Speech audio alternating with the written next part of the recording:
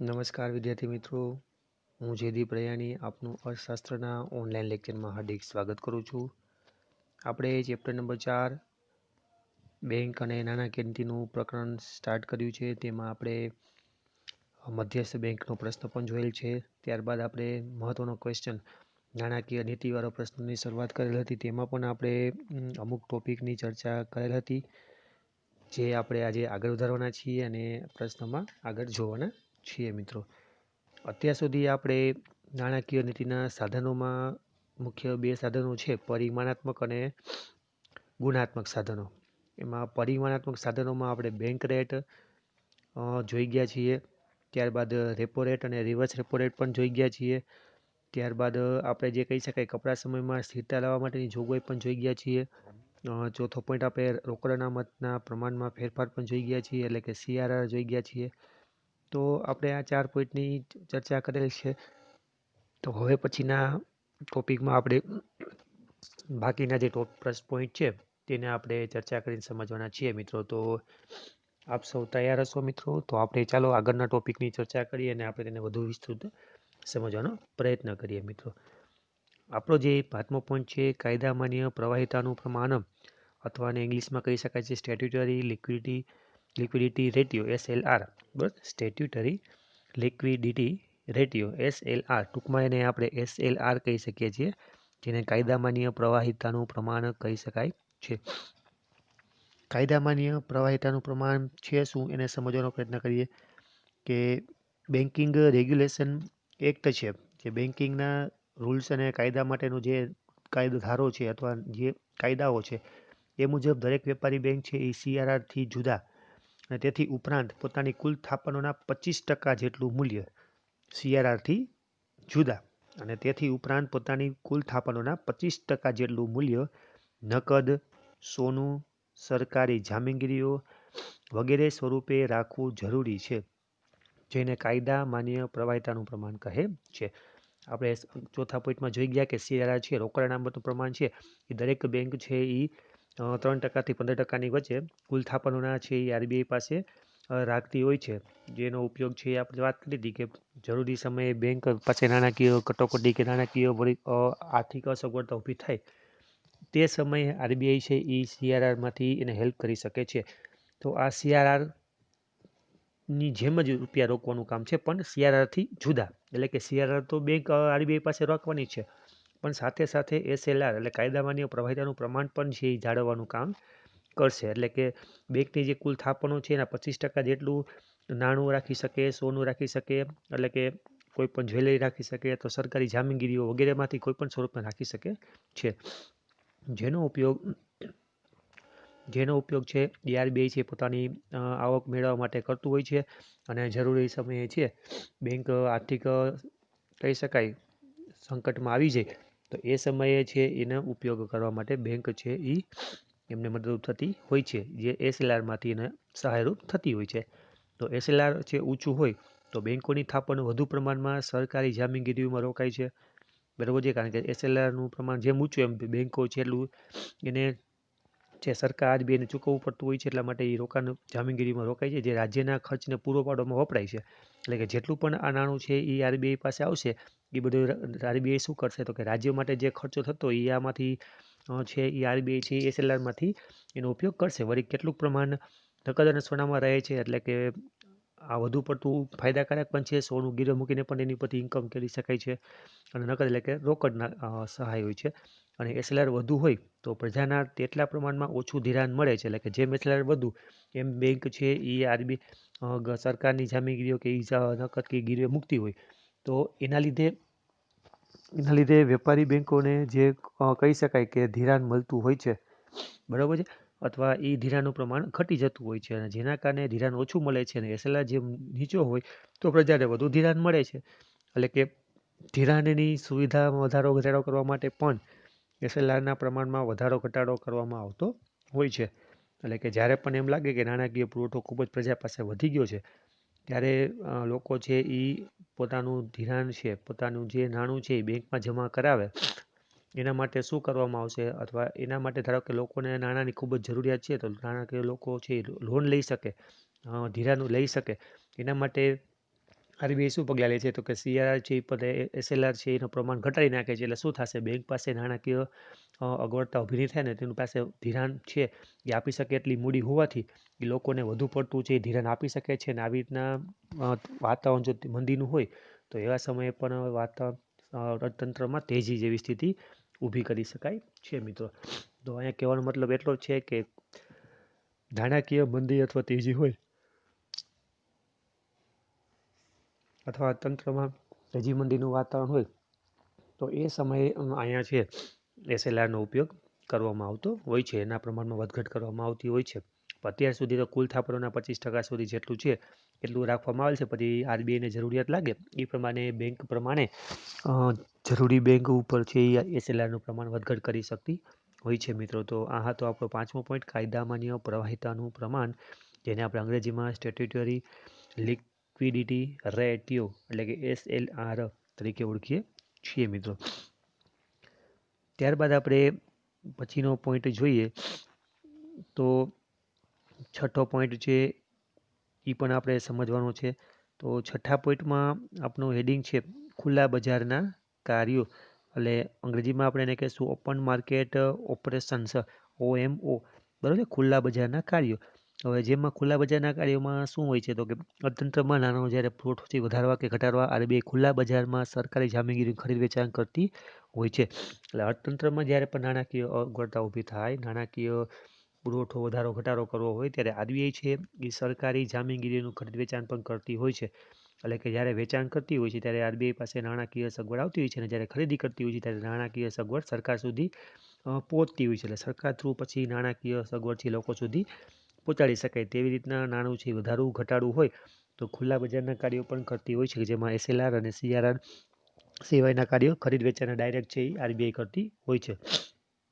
જ્યારે આરબીઆઈ સરકાર પાસેથી જામીનગીરીઓની ખરીદી કરે છે ત્યારે અર્થતંત્રમાં નાણાંનો પુરવઠો વધે છે.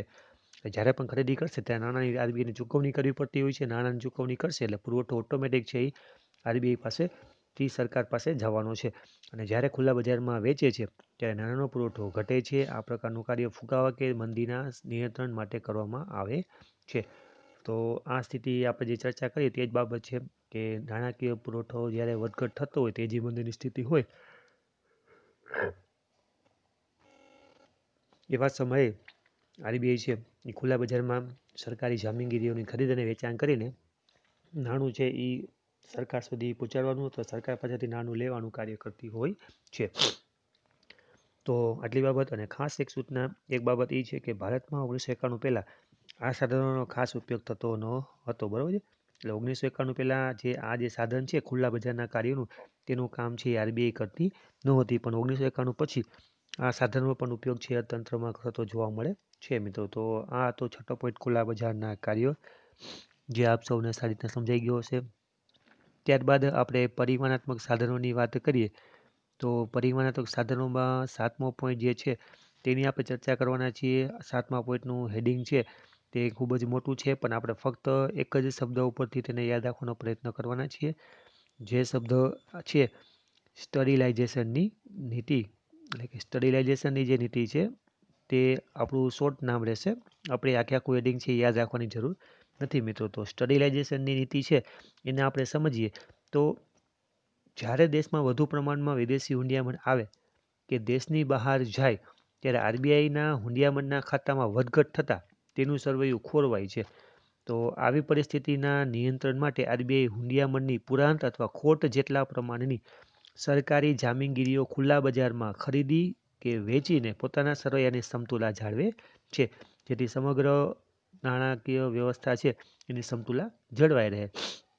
તો આપણે ખ્યાલ છે કે આરબીઆઈ જે છે બહાર વિદેશ સાથે જે નાણાકીય હુંડિયામણની લેવડ દેવડ થતી હોય, તો ખરીદ વેચાણ થતું હોય અથવા દેશમાં આવતું હોય તો દેશની બહાર જતું હોય ત્યારે હુંડિયામણ છે એ ખાતામાં બેલેન્સ ઊભું થતું હોય તે બેલેન્સને ડિસ્ટર્બન્સ કરતું હોય છે. એટલે કે આ જે આપણું લેનદેન તુલાનું જે ખાતું છે એમાં નાણાકીય અસગવડતા ઊભી થતી જોવા મળે છે, જેના લીધે ઘણીવાર આરબીઆઈને તે સમતુલા કહી શકાય સરખી કરવા માટે, એટલે કે અનબેલેન્સને બેલેન્સ કરવા માટે પોતાની સરકારી જામીનગીરીઓની અથવા પોતાની ખરીદી વેચાણની પ્રક્રિયાને કરવી પડતી હોય છે, જેના લીધે જેટલી એને અસમતુલા ઊભી થઈ છે તે સરભર કરી શકાય અને તેના કારણે આખું સરવૈયું છે જે લેનદેન તુલનાનું સરવૈયું છે તે સરભર કરી શકાય અને બેલેન્સ છે એ સરખું કરી શકાય. તો આના માટેની જે નાણાકીય વ્યવસ્થા છે એ સમતુલા જાળવવા માટેની આ પ્રકારની વ્યવસ્થાને આપણે સ્ટરીલાઇઝેશનની નીતિ તરીકે ઓળખીએ છીએ. એટલે કે આ સ્ટરીલાઇઝેશન નીતિનો મતલબ જ એવો છે કે હુંડિયામણનું વધઘટનું જે સરવૈયું છે તેને સરભર કરવા માટે સરકાર જે પગલાં લે છે તે પ્રકારની ખરીદ વેચાણની પ્રક્રિયા તેને આપણે સ્ટરીલાઇઝેશનની નીતિ તરીકે પણ ઓળખીએ છીએ. તો આ તો આપણો પોઈન્ટ નંબર 7 સ્ટરીલાઇઝેશનની નીતિ. સ્ટરીલાઇઝેશનની નીતિ છે એ સરકારને છે એ જરૂરિયાત પૂરતું જ ઉપયોગમાં કરવાનું હોય છે અને ખાસ વિદેશી હુંડિયામણની બાબતમાં જ છે એને દખલગીરી કરવાની હોય છે. બરાબર છે. તો સ્ટરીલાઇઝેશન નીતિમાં છે આ રીતની કામગીરી થતી જોવા મળે છે. ત્યારબાદ આપણે જો વાત આગળ કરીએ તો હવે પછીનો જે આપણો પોઈન્ટ છે એ આપણા પોઈન્ટમાં નેક્સ્ટ જે સાધન છે તેની આપણે ચર્ચા કરવાના છીએ, જેમાં આપણું સાધનનું નામ છે ગુણાત્મક સાધનો. તો ગુણાત્મક સાધનો છે હવે આપણે એની ચર્ચા કરવાના છીએ કે ગુણાત્મક સાધનો છે શું અને પરિમાણાત્મક સાધનથી કઈ રીતના અલગ પડે છે. તો પરિમાણાત્મક સાધનોમાં અર્થતંત્ર પર સમગ્ર તંત્ર પર એક સમાન અસર પડતી હતી, તેને આપણે પરિમાણાત્મક સાધનો કહેતા હતા. જ્યારે ગુણાત્મક સાધનો છે એ કોઈ પણ ચોક્કસ ક્ષેત્રમાં બરાબર સાધનોથી જુદા અને એક તે ઉપરાંત આરબીઆઈના કેટલાક ચોક્કસ ક્ષેત્રોના વિકાસ માટે અથવા અલગ અલગ ક્ષેત્રોને નિર્ધારિત અસર પહોંચાડવા માટે ગુણાત્મક સાધનનો ઉપયોગ કરે છે. એટલે અહીંયા સમાન અર્થતંત્ર ઉપર અસર નહીં કરે પણ કોઈ ચોક્કસ ક્ષેત્ર ઉપર કોઈ ચોક્કસ નિર્ધારિત વિસ્તાર ઉપર તેની અસર થતી જોવા મળે છે, એટલા માટે ગુણાત્મક સાધનનો ઉપયોગ કરવામાં આવે છે મિત્રો. તો ગુણાત્મક સાધનો આ રીતના કામ કરતા હોય છે. જેમાં આપણે એના પોઈન્ટની વાત કરીએ તો મુખ્ય એના આપણા માટે 3 પોઈન્ટ છે, જેમાં સલામતીની જરૂરિયાત, માર્જિનની જરૂરિયાત, ધિરાણની ટોચ મર્યાદા, ભેદભાવયુક્ત અથવા ભેદ પારખું વ્યાજના દર. ટોટલ આપણી પાસે 4 પોઈન્ટ છે. તો 4 પોઈન્ટને આપણે સારી રીતના સમજી લઈએ મિત્રો.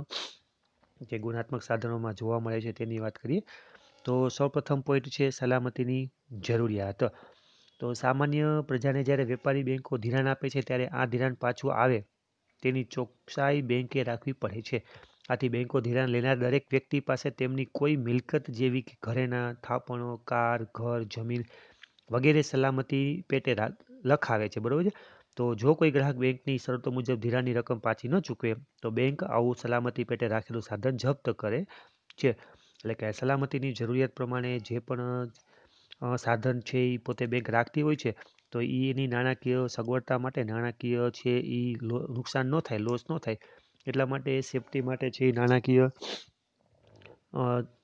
રકમ છે રાખતી હોય છે. તો એની પાસેથી કોઈ પણ મૂડી કે મિલકત કે એવું છે ગીરવે રાખતી હોય છે. પરંતુ દેશના દરેક વર્ગને બેંકનું ધિરાણ મળે તથા ખેતી જેવા ક્ષેત્રોનો સરખો વિકાસ થાય તે માટે અલગ અલગ વર્ગ પાસે ઓછા વધતા પ્રમાણમાં સલામતી લખાવવાની પદ્ધતિ અપનાવવામાં આરબીઆઈ વેપારી બેંકોને આદેશ આપે છે. એટલે કે દરેક લોકો માટે સરખું છે એ ગીરવે મૂકવાનું પ્રમાણ હોતું નથી, પણ દરેક લોકો માટે સગવડતા લોકો જળવાઈ દે, લોકો છે એ જરૂરિયાત સારી રીતના મેળવી શકે અને લોનનો ઉપયોગ કરીને ધિરાણ મેળવીને પોતાના ક્ષેત્રનો વિકાસ કરી શકે. એટલા માટે ખેતીને લગતી બાબતોને પણ અલગ કાયદા કાનૂન આપેલા છે, જેથી ગરીબ ખેડૂત છે એ પણ નહિવત અને મોટા ધંધાના માલિકો પાસે મોટા પ્રમાણમાં સલામતી દાખવવામાં આવે છે. એટલે કે ખેડૂતો માટે છે એ નહિવત પ્રકારની કહી શકાય ગીરવે મૂકવાની બાબત. જ્યારે મોટા ખેડૂત પ્રમાણમાં માલિકો જે છે એમની પાસે બાંહેધરી લખાવવા માટે વધારે પ્રમાણમાં આવે છે અથવા મોટા પ્રમાણમાં નોંધાવવામાં આવે છે. તો આ સલામતીની જરૂરિયાત છે એ દરેક બેન્કો માટે અલગ અલગ લાગુ પડતી હોવાથી, દરેક ક્ષેત્રો માટે અલગ અલગ લાગુ પડતી હોવાથી અને આપણે સરખી અર્થતંત્ર પર અસર કરતા કહી શકાય નહીં. એટલે કે અહીંયા અર્થતંત્ર પર એક સમાન અસર થતી જોવા મળશે નહીં, કારણ કે દરેક બેંક છે એ દરેક બેંકોના ધિરાણના માટેના જે નિયમો છે એ અલગ અલગ હોય છે. એમાં પણ ગરીબ વર્ગ માટેના નિયમો અલગ હોય છે અને મોટા વર્ગ માટેના પણ ધિરાણના અથવા બાંહેધરીના નિયમો અલગ અલગ હોય છે. તો અહીંયા લોકોની સલામતી માટે પણ સલામતીની જરૂરિયાતનું એક સાધન છે ગુણાત્મક સાધન, તેનો ઉપયોગ અહીંયા કરવામાં આવે છે મિત્રો. તો આ હતું ગુણાત્મક સાધન. ત્યારબાદ છે માર્જિનની જરૂરિયાત. તો માર્જિનની જરૂરિયાત શું છે? તો સલામતી પેટે બતાવેલી મિલકતના અમુક જ ટકા અથવા માંગેલી લોનના અમુક જ ટકા જેટલી રકમનું ધિરાણ વ્યક્તિને મળી શકે છે. આવી ટકાવારીને ધિરાણનું માર્જિન કહે છે. આરબીઆઈ જુદા જુદા વર્ગો માટે જુદા જુદા માર્જિન રાખવાની ભલામણ કરે છે. માર્જિન છે શું? તો કે ધારો કે આપણે કોઈ પણ મિલકત માટે લોન લીધેલી હોય, ધિરાણ લીધેલું હોય, તો એના અમુક જ ટકા છે એ આપણે રકમ વ્યક્તિને અથવા કોઈ પણ એકમને મળી શકે એ પ્રકારનું એક માળખું બેંક છે, આરબીઆઈ છે તૈયાર કરતી હોય છે. સંપૂર્ણ ધિરાણ છે મિલકત ઉપરથી તેમને જોતું હોય તો એ મળી શકતું નથી. એટલે કે અહીંયા માર્જિનનું પ્રમાણ પણ રાખવામાં આવ્યું છે, જે દરેક ધિરાણ કરનાર વ્યક્તિની બાબત માટે અલગ અલગ લાગુ પડતું હોય છે, જુદું જુદું લાગુ પડતું હોય છે. એટલે કે દરેક લોકોને જે મિલકત જે કહી શકાય બાંધ તરીકે રજૂ કરવામાં આવે છે બેંકમાં, એના અમુક જ ટકા જે બેંક નક્કી કરે એટલી જ તેમને ધિરાણની સગવડ મળી શકતી હોય છે. તો આ જે જુદા જુદા માર્જિન રાખવાની જે ભલામણ છે એ પણ ગુણાત્મક સાધન તરીકે આરબીઆઈ છે બેંકની સલામતી માટે અને એમના આર્થિક સંકટમાં ન આવી જાય એના માટેના આ પગલાં લેતી હોય છે. તો તેને કહી શકાય માર્જિનની જરૂરિયાત મિત્રો. ત્યારબાદ આપણો પોઈન્ટ છે ધિરાણની ટોચ મર્યાદા. તો પોઈન્ટ નંબર 3 છે ધિરાણની ટોચ મર્યાદા. તો ધિરાણની ટોચ મર્યાદા પણ એવું કહેવા માંગે છે કે કોઈ પણ એક વ્યક્તિ છે તેમને ધિરાણ આપવા માટેની એક ટોચ મર્યાદા આરબીઆઈ નક્કી કરતી હોય છે. કોઈ વ્યક્તિ કે કોઈ એકમ છે તેના માટે ધિરાણની વધુમાં વધુ કેટલી એને ધિરાણ આપવું અથવા તેને વધુમાં વધુ કેટલું ધિરાણ દઈ શકાય છે એના માટેની જે બાબતો છે, વિચારણા છે, આરબીઆઈ છે એ નક્કી કરતી હોય છે. એટલે એને પણ તે બાબતમાં કંઈ ખોટો પ્રશ્ન ઊભો થતો નથી. તો ધિરાણની જે ટોચ મર્યાદા છે એ આ રીતના છે એ કામ કરતી હોય છે અને તેના લીધે આરબીઆઈ છે એ પોતાની નાણાકીય અગવડતા ન ઊભી થાય એટલા માટેના જે રસ્તાઓ છે એ તૈયાર રાખતી હોય છે. એટલે કોઈ પણ વ્યક્તિની એક લોન દેવાની છે એ લિમિટેશન કહી શકો અથવા મર્યાદા કહી શકો એ બેંક છે એ નક્કી કરતી હોય છે. એનાથી વધારે ધિરાણ આપી શકતી નથી. તો આ ધિરાણની ટોચ મર્યાદા છે એ પણ ખૂબ જ કામની બાબત છે. ગુણાત્મક સાધન તરીકે દરેક વ્યક્તિઓ માટે અલગ અલગ હોય છે. કારણ કે આ ધિરાણની ટોચ મર્યાદા છે એ વ્યક્તિ છે, એકમ છે એ બેંક સાથે કેવા પ્રકારના વ્યવહાર કરે છે, એની આર્થિક લેવડ દેવડ કેટલી છે એ બધી બાબતો ઉપરથી નક્કી થતી હોય છે મિત્રો. તો એ ખાસ ધ્યાનમાં લેવાની. ત્યારબાદ પોઈન્ટ નંબર 4 છે ભેદભાવયુક્ત અથવા ભેદપારખું વ્યાજના દર.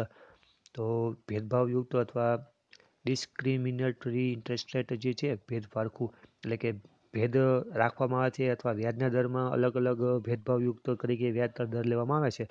તો એ શા માટે?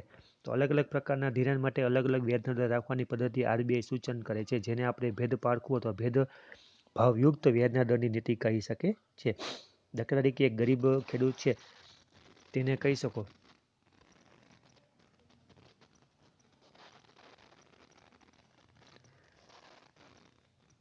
ધારો કે કોઈ ગરીબ ખેડૂત છે બરાબર છે, તો તે ગરીબ ખેડૂતને ખેતીની પ્રવૃત્તિ માટે ખૂબ જ નીચા દરે ધિરાણ આપવામાં આવે છે કારણ કે તેમની પાસે નાણાકીય સગવડ છે નહીં અને તેને રૂપિયાની નાણાંની જરૂર છે.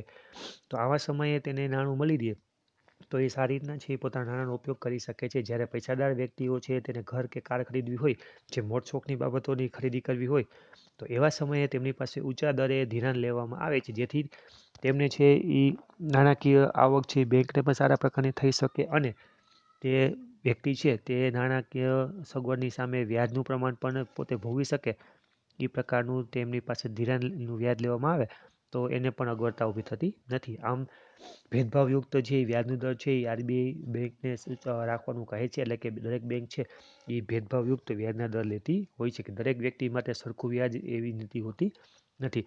તો એ પણ ખાસ ભેદભાવયુક્ત વ્યાજ છે બરાબર, એ પણ ગુણાત્મક સાધન તરીકે આરબીઆઈ છે ઉપયોગમાં લેતી હોય છે, જેને આપણે એક સમાન અસર ન કરનારા પરિબળમાં લઈ શકીએ છીએ. તો આ હતા આપણા ગુણાત્મક સાધનના 4 પોઈન્ટ મિત્રો. હું આશા રાખું છું કે આપને આ પોઈન્ટ સારી રીતના સમજાઈ ગયા છે મિત્રો.